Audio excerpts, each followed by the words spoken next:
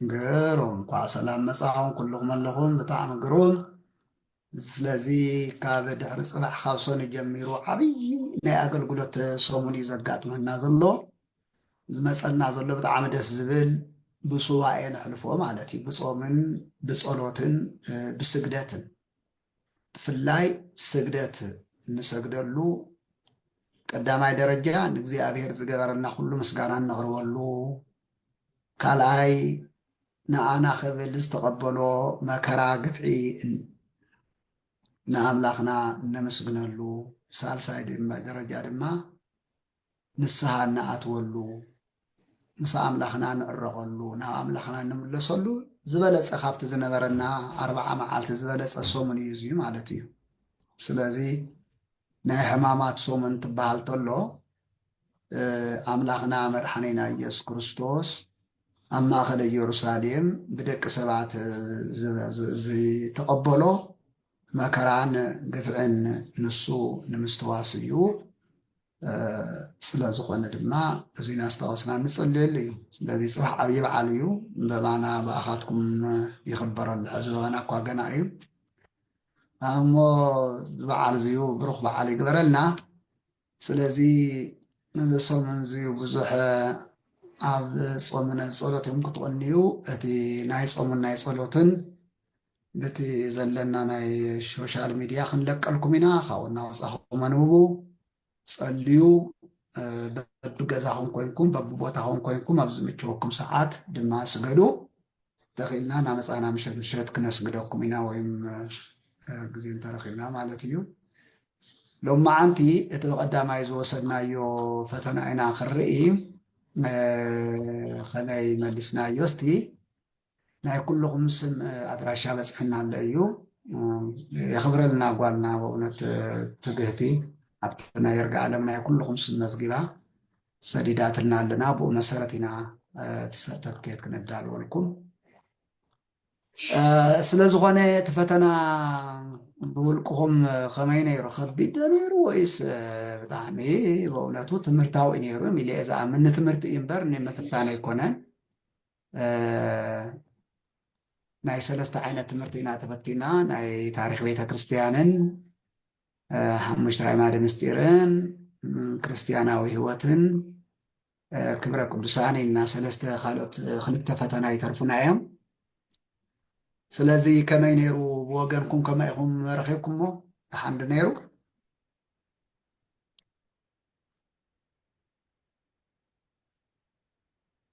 እሺ ኩላይ እዙይ ዳ እዙይ ድማ ብጣዕሚ ቀሊል እዩ ኢኹም ትብሉ ዘለኹም መብዛሕትኩም ይመስለኒ። ስለሎማዓንቲ ክንክልሶ ኢና እምበኣር መልሱ ኢኹም ኣብቲ ቻት ኣብቲ ፅሑፍ እወ ብጣዕሚ ፅቡቕ ነይሩ እዩ ዝበሃል ዘሎ ካብ ተወሰንኩም። ስለዚ ሎማዓንቲ እቲ ትኽክለኛ መልሲ ሓደ ብሓደ ሓደ 20-30-50 ዝኾን ክንሰርሕ ኢና ኣብቲ ዝመፅእ ዘሎ መብዛሕትኡ ሓንቲ መተሓሳሰቢት ኣለትኒ ሓደ ሓደ ግዜ እቲ መልሲ ተሰሓተ መልሲ ዝኾነኩም ኣለኹም ይርደአኒ ምክንያቱ ኣጋጣሚ ክነቕምጦ እንተለና እቲ ፅሕፎ እንተለኹ ዘይኮነ ክሊክ እንድሕር ገይረ ትመልሱ ንሱ እዩ ይብለኩም ይኸውን ግን ሎማዓንቲ ክነርሞ ኢና ኣብ ገዛ እዚስ መን ኢኻ ሳምሰንግ ኣብ ገዛ እኮ ይስገድን ተባሂልና ኢና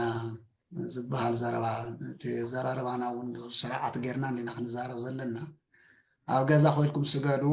ኣይኮንና ንብል ዘለና ብዝረኸብኩም ኣጋጣሚ ኣብዛ ሃለኹም ሃሊኹም ፀሎትን ፆምን ግበሩ ድሕር ዘይመችእኩም እውን ኣብ ገዛኹም ኮይንኩም ንምስራቅ ጌርኩም ኣብ ዓዲ ዓረብ ደዳ ቤተክርስትያን ኣለኩም እዩ መን እዩ ንምስራቅ ገዝኩም ገይርኩም ኣይትስገዱ ዝብለኩም መን እዩ ትዝብል ስለዚ በይናይ ቤተክርስትያን ከይድክዳ ክሰግድ ይኽዳ ስለዚ ከምዚ ተባሂልና ኢና ከምዚ ተባሂልና ኢና ዝብል ምሳና ሓደ ሓደ ግዜ ንኣና ናብ ዘይኮነ መንገዲ ዝወስድ ከይኮነስ ንሕና ነቲ ዝቕበሎ መልእኽቲ ነሕልፍ ኣለና ጸሎት ግበሩ ንኣምላኽ ስእሊ ኣድህኖ ጌርኩም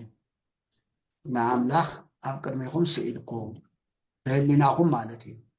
መከራ መስቀሉ እናስታወስኩም ኣብ ዝረኸብሞ أبرخا معات أبرخا بيت كريستيان بزي يقولوا بعات بحتاويان أبرخا زنورا لونا أي سجدون يوم مالت ليون أملاخهم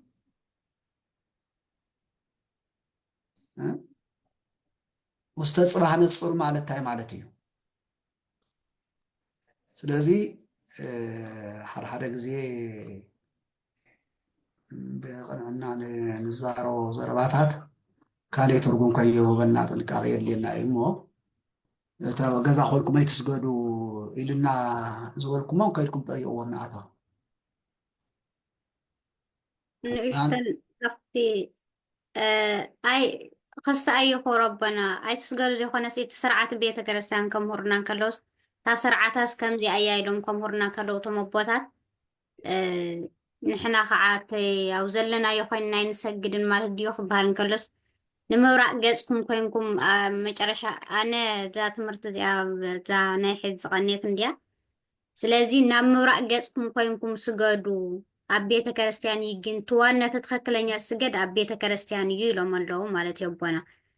ስለዚ ንኣብነት ኣብ ገዛ ኣብ ዓዲ ኮይንካ ስለድኖ ጌርካ ዘይምስጋድ ገዛ እዩ ተረዲእኒ ንስኹብል ይኹን እንዲኦም ስርዓተ ቤተ ክርስቲያን ዝብሎማ ይነማልእ ንሕና ስርዓተ ቤተ ክርስቲያን ንኽተ ተባሂልና ብኩሉ ሕዝብ ብዙም ንገብሮ ዘለና ብዙም ተኣምር ማርያም ንክንሰምዕ ብዙም ጸሎተ ኺዳን ንክነብጽሕ መን ይፈቂዱልና ዳ من يو بزوم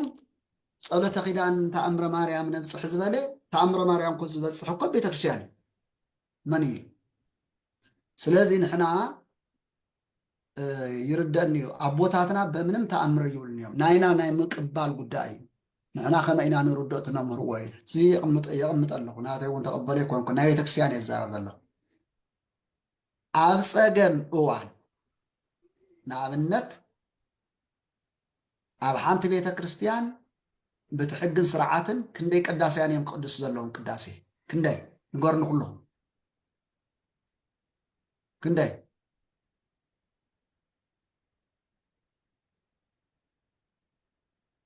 حمشته ديلكم حمشته قدس الله بتفكر ولا تصارك حمشته اندحر زقدسو خوينهم كهنات بزلو مولو كهنات አገልግሎት ተብዘለዎ 12 ዝብል ቅዳሴ ያን ይብላል ወንዝ ነገር የለን ስለዚህ 10 እቲ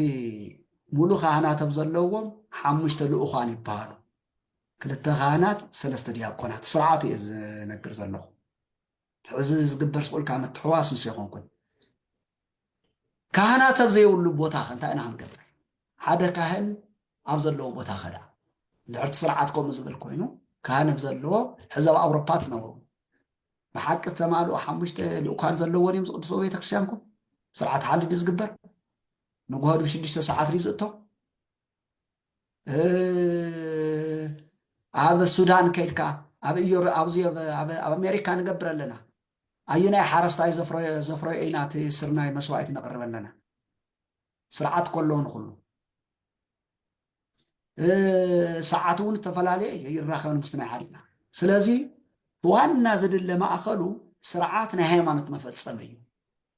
ስርዓት ናይ ሃይማኖት መፈጸም እዩ እንታይ ዳ ኩሉ ንህዝበ ክርስቲያን ብዝጠቅም መልክዕ ክነቅርቦ ኢና ንእዘዝ ሐዋርያት ኮም እዮም ኢሎምና ንኣብነቶም ናይ መጀመርያ ክርስቲያን ቤተ ክርስቲያን ነይርዎም ዲ ከምዚ ንሕና ንገብሮ ሕዚ ቅዳሴን ማህሌት ዝግበር ነይርዎም ዲ ግን ፍጹማን ነይሮም ስለዚህ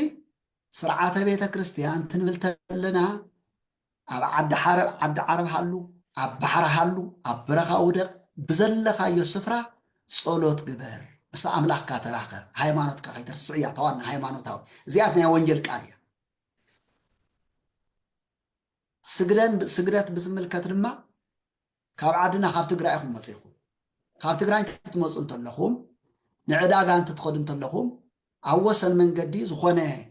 ዝኾነ ምልክት ተገይሩ እማን ተጸፍጺፉ መስቀል ተገይሩ ትረኽቡ ኢኹም እንታይ መግበር እዩ ንሱ ኣብ ቤተ ክርስቲያን ርሑቕ እንተ ኮይኑስ በቲ መንገዲ ክትሓልፉ ከለኹም እንታይ ክትገብሩ እዮም ሰባት ደናጉል ጸፍጺፉ መፍታ ዝባና መስቀል ገይሮም እንታይ ንክትገብሩ እዮም ከማ ገይሮም ብዓድኹም ብባህልና እኳ ወለድና ምንም ተይተምሃሩ ዘምህሩና أبا خوين كان نختسجدنا أملاك تابيت كريستيان بمسرع أنت اللي أنا أبا يسجد له خدا نمرت خوينا أنا أبا تسجد مالتي هو سلسة جزية السجد أبا خان عرف الكات خيد سلازي سل عادهنو سل قدست دنجل ماريام سل مدهاني عالم سل سلاسي لنا أو جزانا خوينا بنصنا بقدسنا أملاك يقرب لني حاتيات غير إينا بنا نسجد كون معلتنا أي እግዚአብሔር ይቅረን ክንብለና ኢና ንሰግድ አብርሃም እኳ ኣብ ስደት ኮይኑ ንዓዱ ንኸነአን በትሩ ምልክት እናገበረ ይሰግድ ነይሩ ማለት እዩ ስለዚ እንታይ እዩ ዋና እቲ ምስ ኣምላኽ ዘራኽበካ ሃይማኖታዊ ፍጻመ ምፍጻም ምትዕራቕ ምቕራብ እዩ ኣቦታትና እውን ተምህሩ እንተለው በፍጹም ኣብዛ ይሙቸ ቦታ እናሃለኹም እስከይትሰግዱ ኣይብሉን እዮም ታያም ባለቶም ቤተ ክርስቲያን እናሃለዎ ንኣብነት ኣብ ከባቢኹም ቤተ ክርስቲያን ተሰርሑ እናሃለዎ ገዛ ከፍ ዘብለኩም ምክንያት የለን ምክንያት የለን ያ ቤተ ክርስቲያን ከድካ ክትሰግድ ሓቂ እዩ ኣብ ከባቢኻ ቤተ ክርስቲያን ድሕር ዘየሊ ግን ምሰውኖ ሕማማት ደቂስካ ክትውዕለ ይትኽእል ከፊልካ እውን ክትውዕለ ይትኽእል ክትፅለለካ ግልፂ ድዩ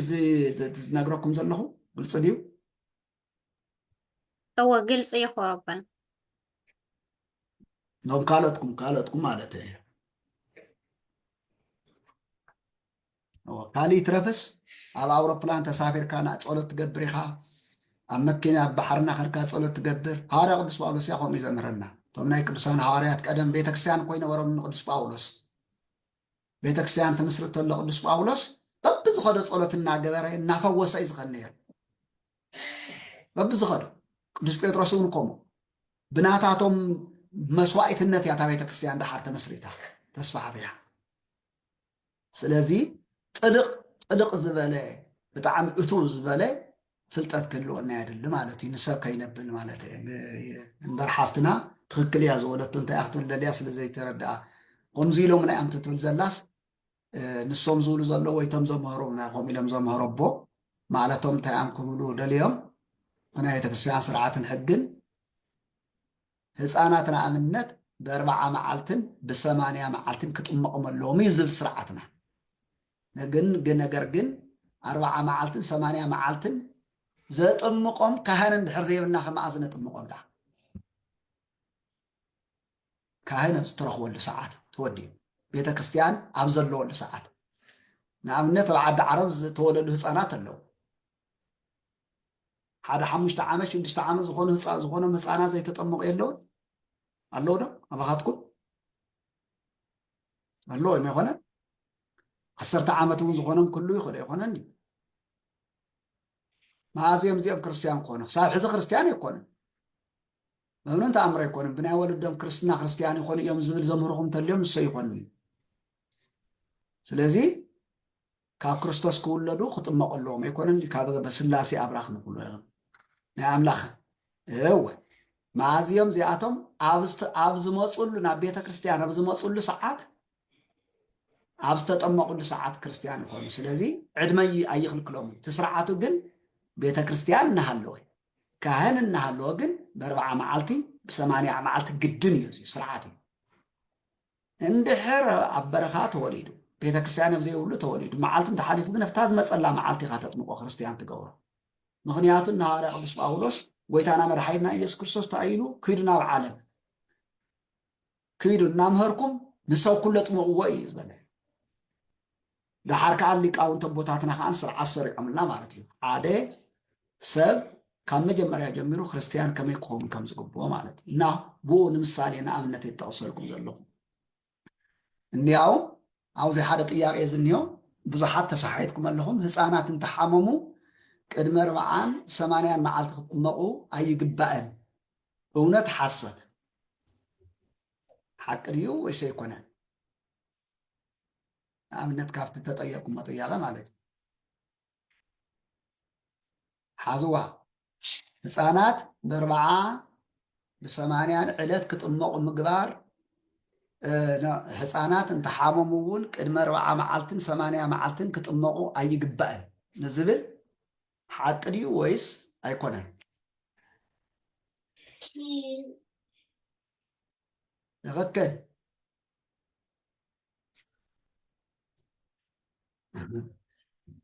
ስለዚህ ኣብዚ ኣነ ዓርስ ክንደይ ዝወደቕኩም ኣለኹም እታ ጥያቄ መፅያ እንድያ ካብ 180 መልሲ ንዚኣ ዝረኸብዋ 79% እዮም 21 ነይረኸብዋ ፐርሰንት እንታይ ማለት እዩ ካብ 100 ሰብ 80 ሰባት ረኺቦምዋ 20 ግን ይረኸብዋን ማለት እዩ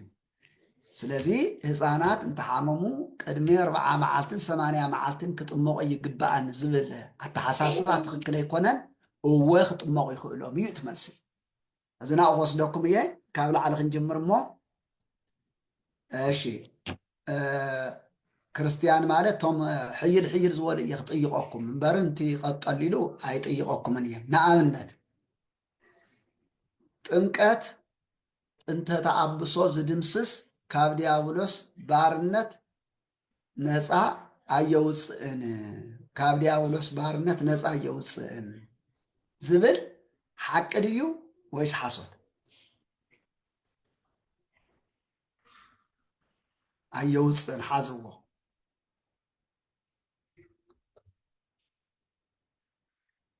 ብጣዕሚ ፅቡቅ ትኽክል ኩልኩም ፅቡቅ መሊስኩም ኣብዚኣ ክንደይ መሊሶም 82 180 ተፈተነ ግን ብፐርሰንት ኢለ ብመቶኛ ክነግረኩም 82 ሰባት ትክክል እዩ እንትብሉ እንተለው 18 ሰባት ግን ትክክል ኣይኮነን ብመቶኛ ብፐርሰንት እየ ዝነግረኩም ኣለሁ እንታይ ማለት እዩ 13 ሰባት ተሰሓተ 18% ተሰሓተ መልሲ እንትብሉ እንተለው 82% ግን ሓቂ ኢሎም ኣለዎ ማለት እዩ ስለዚ ትክክለኛ መልሲ እንታይ እዩ ሓሶት እዩ ወይውፅእ እዩ ትዋኑ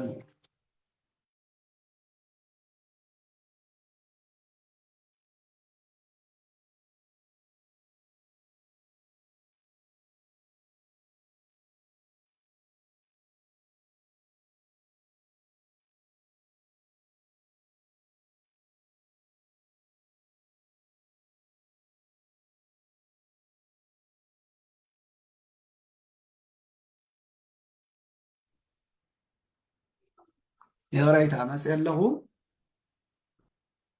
እሺ ካሊ ድማ ሳልሳይ ጥያቄ ኣብዝዩ ኩልኩም ኣብተን ዕሪኹም ዘይመለስኩሞን እየ ክመፀኩም ናይ ቅዱሳን ቅድስና እንትበሃል ናይ ቅዱሳን ቅድስና ዳሽ ይብል እዩ ሕዚ እዚኣ 62 ኣብየት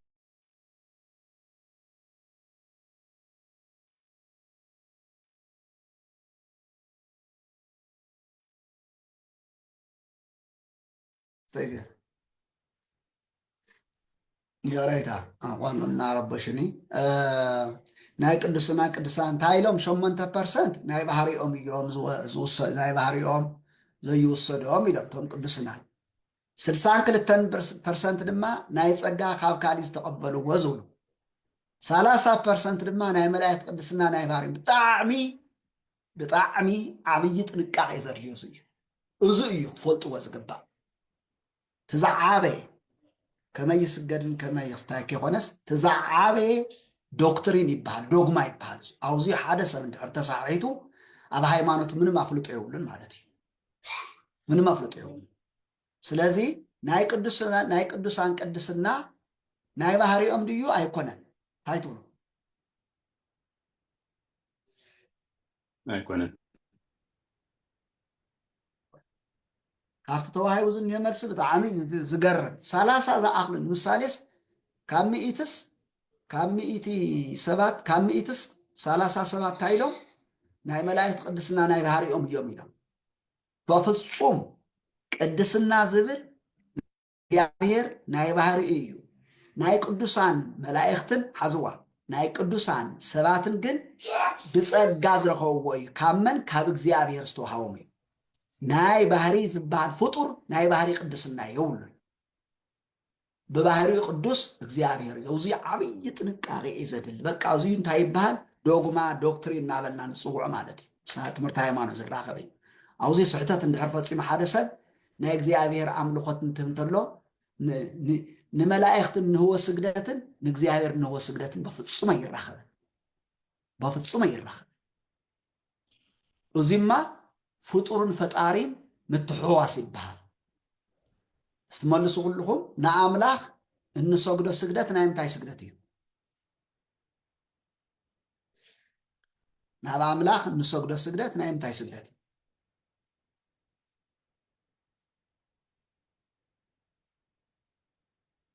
ብጣዕሚ ጽቡቕ ናይ ኣምልኾ እንትንብል ተለና ፈጢሩ ዝገዝእ ማለትና እዩ ፈጢሩ ዝገዝእ ፈጢሩ ዘንብር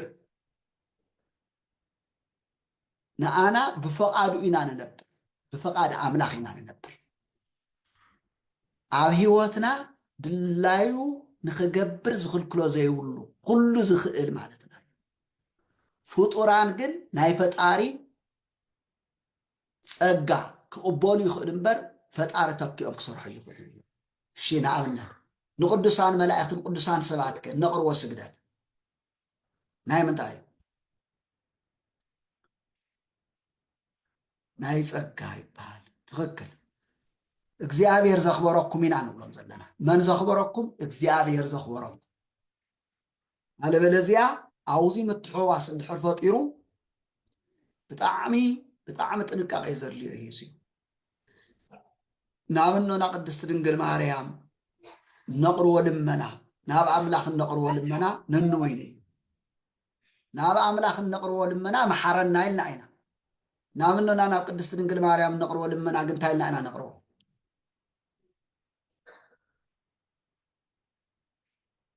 ኣማልድና ለምንልና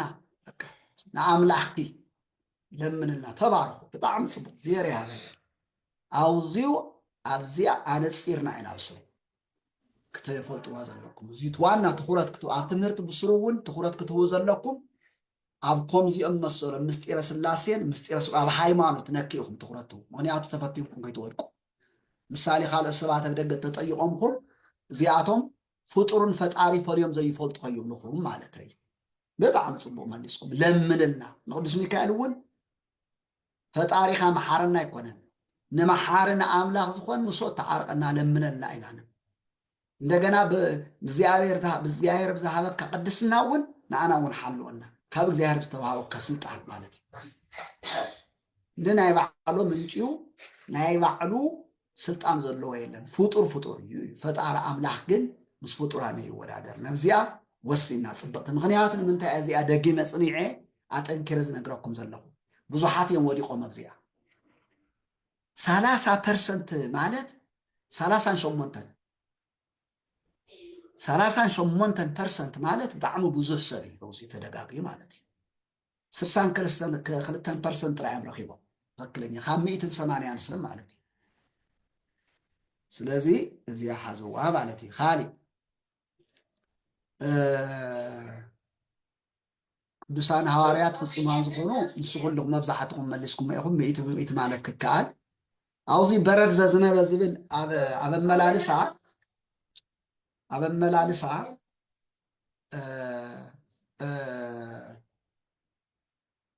እቲ ስሕተት እቲ ክሊክ ትገብሩ እንተለኹም ብኢያሱ ግዜ እቲ በረድ ወሪዱ ብኢያሱ ዘመን ወሪዱ እንድዩ ብኤልያስ ናይ ዓርሱ ዝኸኣለ ታሪክ ኣለዎ እዩ ስለዚ ኢያሱ እንተብልኩም ትክክለኛ መልሲ ዝኸውን ናይ ኩልኩም ክንወስዶ ኢና ዋላ ኤልያስ ኢልኩም ዝመለስኩም ይርደአና ኢና ካባናይ ስሕተቱ እንትእረም እንተሎ ወስድና ልኩም ኣለና ማለት እዩ ቅዱሳን ካባና ዝተፈለዩ ቅዱሳን ዝገብሮም እንታይ እዩ ዝብል እዩ እግዚአብሔር ቅዱሳን ገይሩ ስለ ዝፈጠሮም ሰማያውያን ስላ ዝኾኑ ንቃሉ ስለ ዝእዘዙ ብቃሉ ስለ ዝምርሑ እዚ 9% ተመሊሱ እዩ ሕዚ ኣብዚኣ ድማ ንኩልኩም ቁርተይ 15% ኣነ ሕዚ ዝምልሰልኩም ዘለኹት መብዛሕትኡ ሰብ ተጋገየሉ ጥራይ ዝምልሰለኹም እምበር መብዛሕትኡ ዝመለስኩሞ ኣየድልየናን እዩ ይሁዳ እንተዘይነብር ጎይታ ክስቀል ነይሩ ሓሶት ወይ ሓቂ ይሁዳ እንተዘይነብር ነይሩ ጎይታ ክስቀል ነይሩ እንታይ ማለት እዩ ይሁዳ ስለ ዘትሕዞ እዩ ተሰቂሉ እምበር ኣይስቀልን ነይሩ ከም ማለት እዩ ስለዚ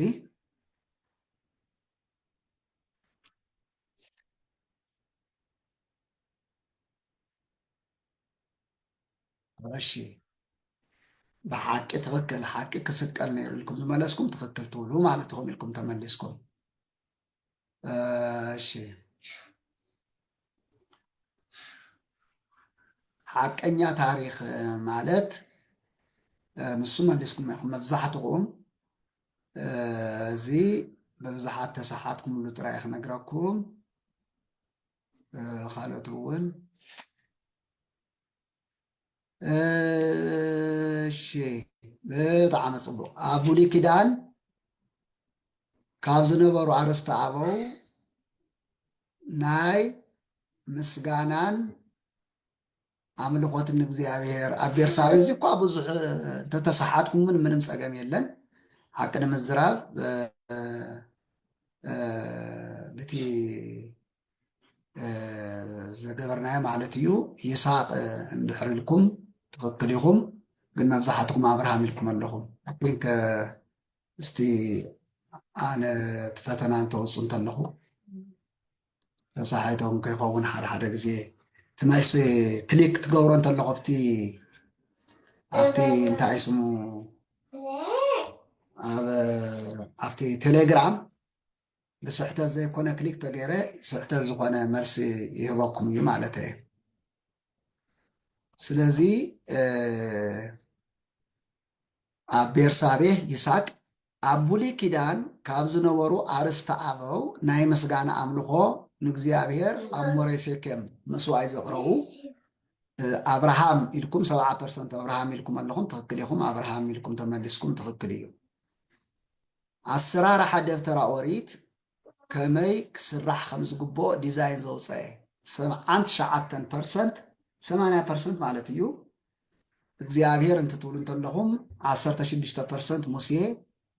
4% ድማ ኣሮን ዝብል ኣሎ ስለዚ እቲ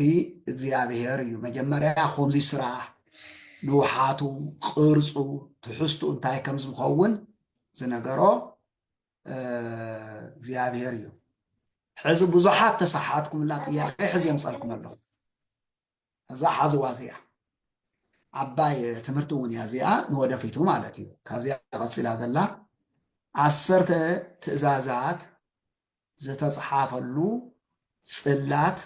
ኣብ ምንታይ ውሽጢ ይቕመጥ ነይሩ ውሽጢ እያ ትብል ኣብ ምንታይ ይቕመጥ ነይሩ እያ ትብል ኣብ ምንታይ ውሽጢ ፅላት እያ እታ ፅላት እያ ትብል ዘላ ታወት ይበልኩም 10 ትእዛዛት ተፅሓፈሉ ፅላት ኣብ ምንታይ ውሽጢ ይቕመጥ ነይሩ እንድሕር ኮይኑ መልስኩም እንታይ ይኸውን ንገርሙ ኩሉም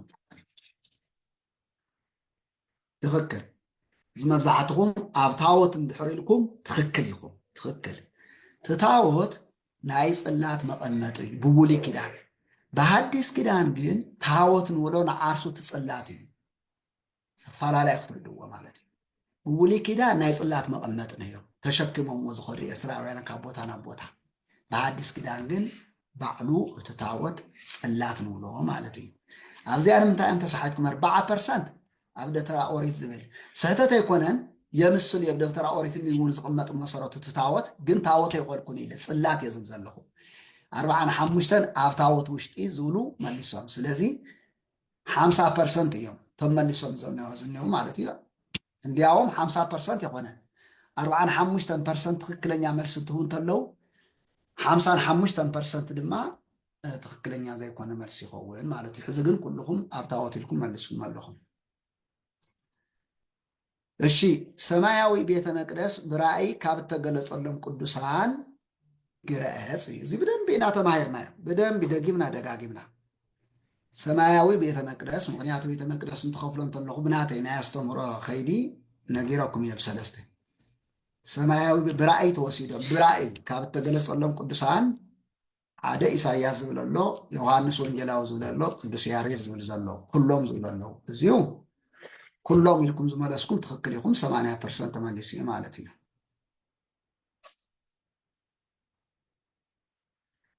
እዚኣ እውን ከይተሰሓቱ ቤተ ክርስቲያን ንፈለማ እዋን ዝተመስረተት ኣበ እያ ንፈለማ እዋን ንመጀመርያ ግዜ ንመጀመርያ ግዜ ቤተ ክርስቲያን ተመስሪታ እንትንብል ተለና ብደንቢ ከይዋቅዐኩም እዚዩ ንመጀመርያ ታቋንቋ ምትሕዝዋ ህንፃ ቤተ ክርስቲያን እንተይልና ካልእ እንተይልና እዩ ክርደኩም ይሻው። ስለዚ ናይ ኩሉ መርሰበ እዩ ኣብ ቂሳርያ ኣብ ይሁዳ ኣበይ ኢኹም ዝበልኩሞ ንፈለማ እዋን ትክክል እንድዩ ትክክል እየው ደቂ ሰባት ኮይኑ ግን ኣበይ ቦታ ንዝብል ግን ምርጫ ኣብ ቂሳርያ ዝብለሎ ይሁዳ ዝብለሎ ፅርሃ ጽዮን በበዓል 50 ይብለሎ። ስለዚ ይና እያ ፅርሃ ጽዮን ናይ ማርቆስ ኣዶ ገዛኢ ነይሩ ማለት እዩ። ኣብ ፅርሃ ጽዮን እናተባሃለ ዝፅዋዕ ብበዓለ ፅርሃ ጽዮን ብበዓለ ጰራቅሊጦስ ኣብ ፅርሃ ጽዮን ማለት እዩ። 67% ዝመሊሶም ኣለው 33% ተሳሒቶም ማለት እዩ። እሺ ካሊእ ፅቡቅ መፂኹም ኢኹም ምንም መውዝያት ፀገም የብልኩምን። 4 መለለይ ባህርያት ቤተ ክርስቲያን 88 ስለ ዝመለስኩሞ እዚ ምንም ፀገም የለን። እዚኣ 66 ጥራይ ስለ ዝመለሱ ብዛተሓቶም ስለ ዝመለስዋ ከልዕላ ካብ ኣዳም ክሳብ ሙሴ ዝሓዙ ካብ ኣዳም ክሳብ ሙሴ ዘሎ ዘመን እንታይ ዓይነት ሕጊ ነይርዎ? ኣብኡ እኒ ተጠቂሱ ሕጊ ኦሪት ነይሩ ሕጊ መፅሓፍ ወይም ሕጊ ኣብርሃም ዲ ተባሂሉ ወይም ሕገ ልቦና እዩ ዝበሃል። እንታይ ናበለ ይፅዋዕ እዩ እንታይ ዝበሃል ክሳብ ሙሴ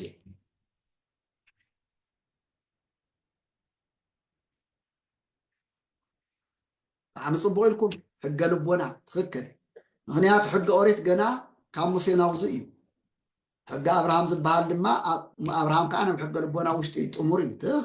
ትክክል ኢልኩም ሕገ ልቦና ኢልኩም ሕገ ልቦና ኢልኩም ብጣዕሚ ፅቡቅ ብጣዕሚ ፅቡቅ። ስለዚ ኣብዚኡ 65% እዮም መሊሶም ትክክል 35% ግን ኣይረኸብዋን ማለት እዩ። ስለዚ ሕገ ልቦና እንተኢልኩም ንስሓ ዝዋ ማለት እዩ። ካሊእ ሕዚ እውን ኣብዚ ኣቁርትለይ ቁርተይ ተሳሕሐት እያ እታ ጥያቄ ሓቅኹም ኢኹም ጥያቄ ንባዓርሳ እውን ኣብ 18 ቁፅሪ ዘላ ጥያቄ ብዘመነ ክርስቶስ ዝነበረ ናይ ኦሪት ብዘመነ ክርስቶስ እየ ዝብል ዘለኹ እዚ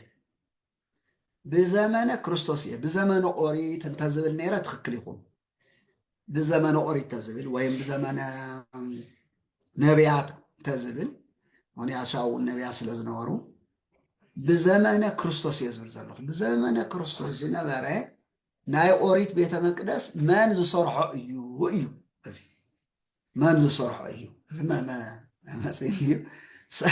ሳምሶን ጎቢዛ ኣላ ቀዲማ መሊሳትለይ ኣብዚኡ ክንደይ ድዮም መሊሶም መስለኩም? ኣብዚኡ ክንደይ መሊሶም ንኣኻትኩም ይረአየኩምን? ትክክለኛ መልሲ 45 እዮም መሊሶም። ሕዚ እውን ባዝሙልኣታ ሕዚ ትምልሱ ሰባት እኒኹም ወይለከ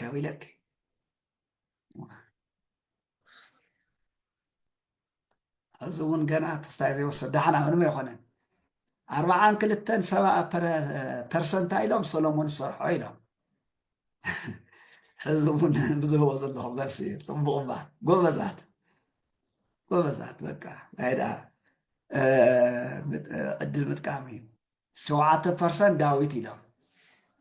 44% ድማ ሄሮድስ ኢሎም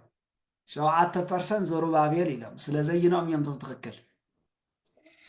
ቶም 44 ሄሮድስ ማለት እዩ መብዛሕትኡ ስታይ ስለዝኮነ ማለት እዩ። እዚኣ እውን ቁርትለይ ቁፅሪ 19 እውን መብዛሕትኩም ረኺብኩም ኢኹም ብጣዕሚ ደስ ኢሉና እዚኣ ብትክክል ስለተረዳእኹማ ደስ ኢሉኒ ሓቂ ንምዝራብ ምክንያቱ ብደንቢ እቲ ትምህርቲ ጠሪቑ ኣብኡ ይኽብል ክርስቶስ ብደሙ ዝመስረታ ቤተ ክርስቲያን ንፈለማ እዋን ኣብ ዳሽ ነይሩ ኣብ ደቂ ሰባት ህይወት ኣብ አንጾኪያ ኣብ ፊልጵስዩስ ሕዚ ህንፃ ቤተ ክርስቲያን ኣይጠየቅኩም ዝጥይቕ ዘለኹ እታ ቤተ ክርስቲያን ትበሃል ማለት እዩ። ፈለማ እዋን ኣብ ደቂ ሰባት ህይወት እዩ 83% መሊሶም እዮም 12% ኣብ አንጾኪያ ኢሎም 5% ኣብ ፊልጵስዩስ ኢሎም ይርደን እዩ። ኣብ አንጾኪያ ንፈለማ እዋን እዮም ደቂ ሰባት ቶም ክርስቶስ ተኸተልቲ ክርስቲያን ተባሂሎም ተፀዊዖም ማለት እዩ። ኣብ ፊልጵስዩስ ድማ ህንፃ ቤተ ክርስቲያን ብማርያም ስም بقدست دنجل ماريام سم تسرح اللي ينسنو سده قروم قصر عسراون قروت اللي تراك يخوانا قصر عسراون قروت اللي الصحيباتكم يمثلني نفلم عوان استسرح هنصا بيت كريستيان داش نيرو ويبل أبي نيرو استنقرون نفلم عوان استسرح بيت كريستيان هنصا بيت كريستيان هنصا أزل زلو أبي نيرو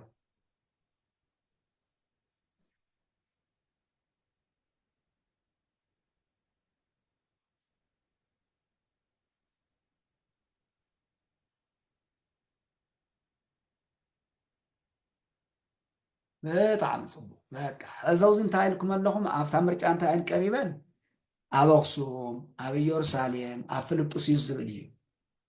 هنصا أزل زلو هنصا مالت تبيت كريستيان حز خيدنا نأملخنا من خلو نفلم أوان بناي كريستيان بناي بيت كريستيان تاريخ أفلت أسيوسيت مرسو زيا 54% رقيبة موا 4% دما بيورساليم يلم 2% بأخسوم يلم صبغ يو قرارو صبغ يو من ما يكون أني أوزيون بتعم دسيل اللي يو قصر عسران حدا زهاكم مملسي بتعم يعجبني بتخكل تتمرت خم تخطاتلكم ما يردني مبزحتهم هواريات استحاروا اللي خبابي داشي بها لنيو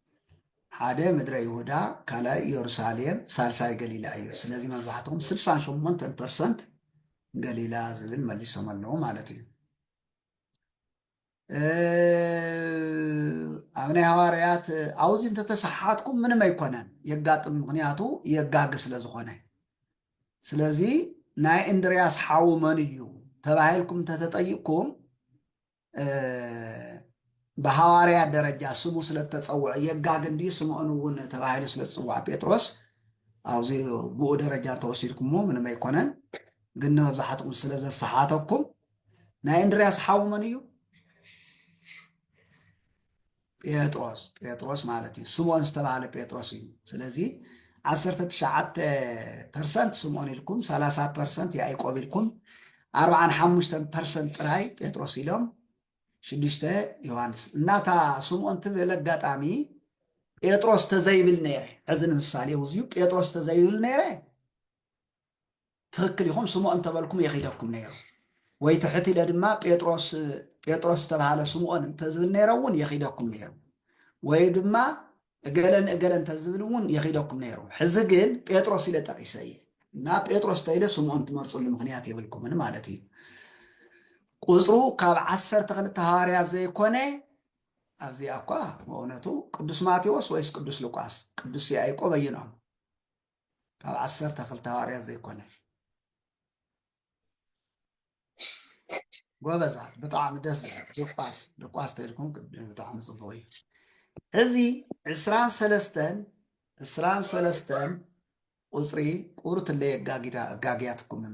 ቁርትለይ ክብድ እውን ዝበለት ስለ ዝኾነት ደጊምና ደጋጊምና ርኢና እያ ነርና ማለት እየ ማለት መፅሓፍ ቅዱስ እውን ርኢኹምስ ትረኽብዋ ኢኹም መልሳ ነርኩም ብዙሕ ምልክት ተኣምራትን ድማ ብኢድ ሃዋርያት ይግበር ነበረ ኣብ ኩሎም ከዓ ፍርሓት ኮነ እቶም ዝኣመኑ ኩሎም ድማ ሓቢሮም ይነብሩ ነበሩ ዘለዎም ኩሉ ከዓ ናይ ሓባር ነበረ ንሳቶም መሪኦቶም ጥሪቶም ሸይጦም ንኩላቶም ከከም ዘድልዮም ይመቕልዎም ነበሩ በብመዓልቱ እውን ኣብ ቤተ መቅደስ እንተየቋረፁ ብሕብረት ፀኒዖም ይእከቡ ነበሩ ዝብል ቃል መን ፀሓፎ እያ ሕዚ መን ፀሓፎ እዩ ናይዚ ቃል እዚዩ መፅሓፍ ቅዱሳዊ ቃል መን ፀሓፎ እዩ ቅዱስ ጴጥሮስ ዝብለሎ ቅዱስ ማቴዎስ ዝብለሎ ቅዱስ ሉቃስ ዝብለሎ ስለዚ መን ይመልሱ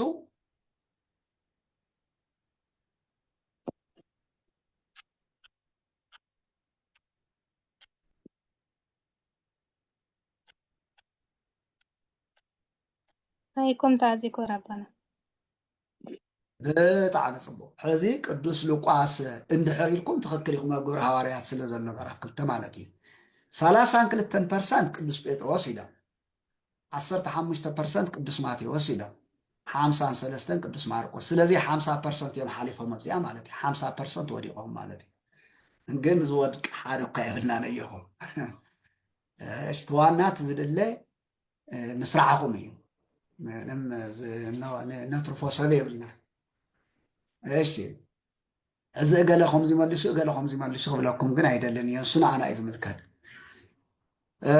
أوزيا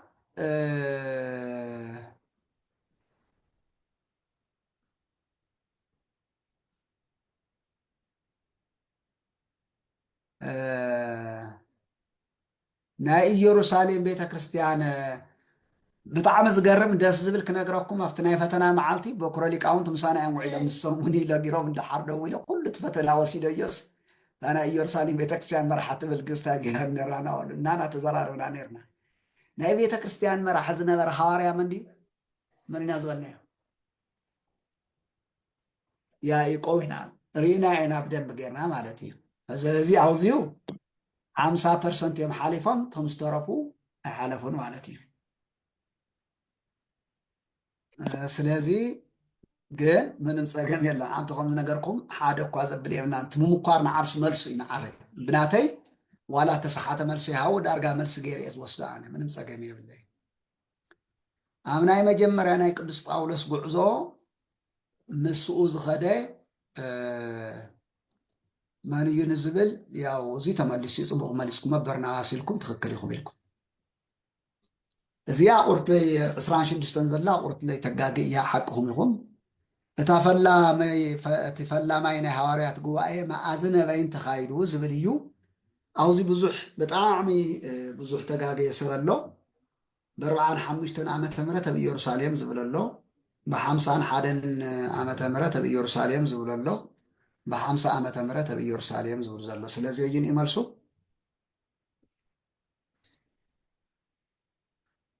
ትኽክል መዓዛ ትኽክል 4% እዮም ጥራይ 40 ካብ 100 ንበል እሞ 4 ጥራይ መሊሶም እዚኣ ስለዚ ካብዚ ብምቕፃል ድማ ቅዱስ እዚኣ ጣዕሚ ቅዱስ ጢሞቴዎስ ቅዱስ ጳውሎስ هو ب50 ዓመተ ምህረት ኢልኩም ዝመለስኩም ትኽክል ኢኹም ቅዱስ ጳውሎስ ንጢሞቴዎስ ዝረኸቦ ዝፅውዕ ኣብ ጉዕዝኡ ንሱ ብዙሕ የብለኩምን ዋላ ስህተት ተፈፀመ ክብድ ስለ ዝብል ትመልሲ ግን ኣብ ካልኣይ ግዜ እዩ ኣብ ካልኣይ ጉዕዙ እዩ ቅዱስ ጳውሎስ እዚኣ ብጣዕሚ ግድን እያ በቃ ክረኽባ ክትፈልጥዋ ይደሊ እየ ቅዱስ ጳውሎስ ልድያ ዝመሰለፅ ምርፅቲ ዝሓረያ ኣብ ናይ መዓዝ ጉዕዙ እዩ ኣብ ቀዳማይ ድዩ ኣብ ካልኣይ ድዩ ሳሳይ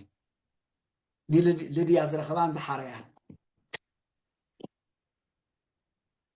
ጎበዛት ብጣዕሚ ፅቡቕ ኣብ ካልኣይ ጉዕዙ እዩ ስለዚ 50% ጥራይ መሊሶም ማለት እዩ ቀዳማይ ዝብሉ 24 ሳልሳይ ዝብሉ ትኽክል ኣብ ካልኣይ ጉዕዙ እዩ ብጣዕሚ ፅቡቕ ብጣዕሚ ግሩም መቸም እዚኣ እንተተሳሒትኩም 29 እንተተሳሒትኩም ብጣዕሚ ይገርመና ኣነ ብጣዕሚ ይገርመኒ ኣብ ጋዛ ንባኮስ ዘጥመቆ ሐዋርያ መን ይበሃል ሰለስተ እንዲ ቀሪቡልኩም ጳውሎስ ዝብል እኒሆ ጴጥሮስ ዝብል እኒሆ ፊልጶስ ዝብል እኒሆ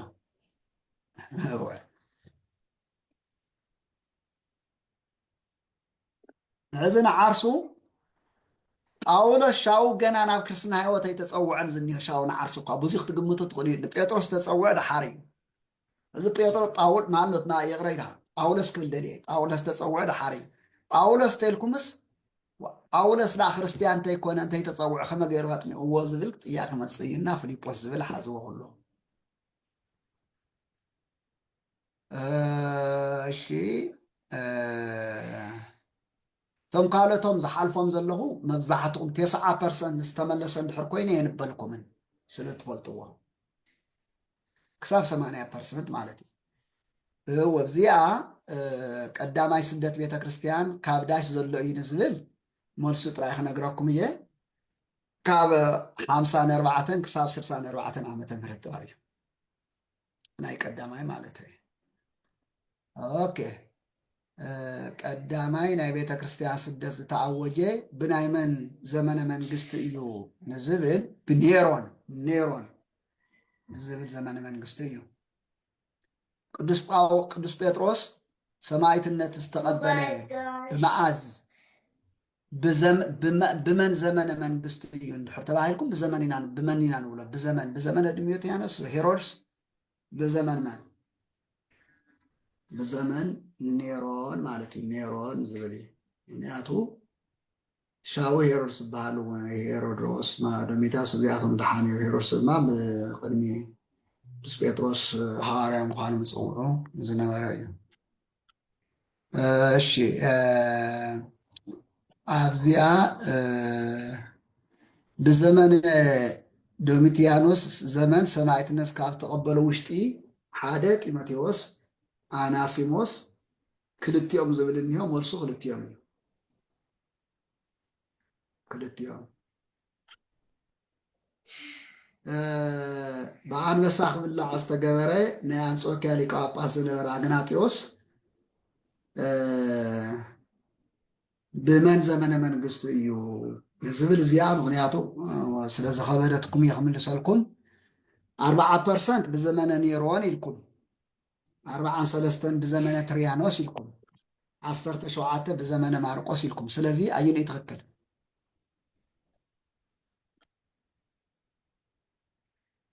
ትክክል ብዘመነ ትሪያኖስ ማለት እዩ እዚ 38 እየኽሪአልኩም 38 ምስ ረአይና ጠጠው ክነብር ኢና ኣሎ መዓንቲ ክንቅፅለሉ ኢና ግን በዲዮቅልጥያኖስ ዘመን መስዋዕትነት ካብ ዝፈጸሙ ይብል እሞ ቅድስት ካትሪያኒ ቅዱስ ሚናስ ቅዱስ ጊዮርጊስ ቅዱስ ጴጥሮስ ተፍጻሜተ ሰማዕት ቅድስት ዶሚያና ኩሎም መልሱ እንታይ እዩ ሲሉ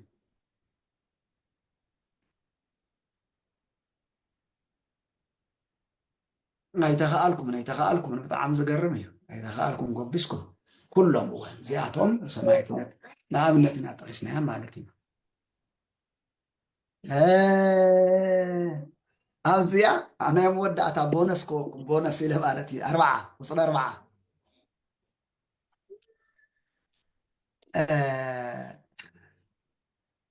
ብስሩ ከይቲ እንዲያውም 39 ክውስኸልኩም ብስሩ ከይትስሕትዋ እዚኣ ክትስሓት ዘይትግባእ ኣብ ኣእምሮኹም ክትሕዝዋ ማለት እዩ ድሕሪ ስደት ናይ ክርስቲያን ነፃነት ዝኣወጀ ንጉስ መን ነይሩ እንተተባሂሉ መን ኢኹም ትብሉ ዲሜጥሮስ ቄርሎስ ቆስጠንጢኖስ ኣዝዩ ብስሩ ስቁልና ኣብ ኣእምሮና ነፃነት ዝብል ናይ ክርስቲያን ነፃነት ተረኪቡ እንተተባሂሉ ምስኡ ነተሓዞ ቅዱስ ቆስጠንጢኖስ ኢና በቃ ነፃነት ዝኣወጀ ትክክል ፅቡቅ ኢልኩም ትክክል ብጣዕሚ ፅቡቅ ብጣዕሚ ግሩም ኣብ ኣጋ ኣርጋኑ መበል 4 ኣብ ኣጋ ኣርጋኑ ዝተጠመቐ መን እዩ ሚናስ ጢሞቴዎስ ቆስጠንጢኖስ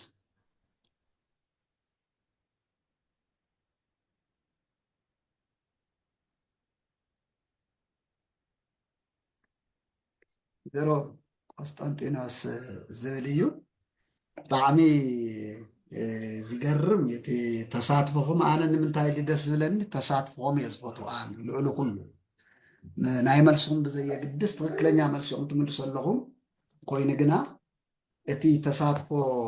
ትገብሩ እንተለኹም ዝለዓለ ስምዒት ይስምዐኒ ኣብ ቁፅሪ 4 እሞ ጠጠው ነብል ኣብዚኣ ይርጋኣ ለመስታወስና ኣኺ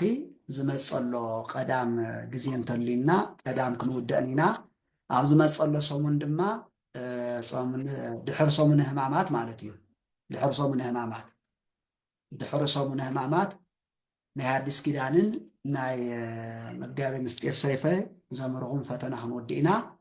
ካብኡ ወዲእና ንስኻትኩም ንንበዓለ ሓውና ክቡር ጎይቶኦም ከምኡውን ዲያቆን ዳንኤል ተሊኹም መዓዝ መዓልቲ ክብረ በዓል ናይ ምርቃት መዓልቲ መዓዝ ክንገብሮ ከም ዝግበአና መሪፅኩም ተረዳዲእኹም ኣቕርቡልና እሞ ንስኻትኩም ዝመረፅኩምዎን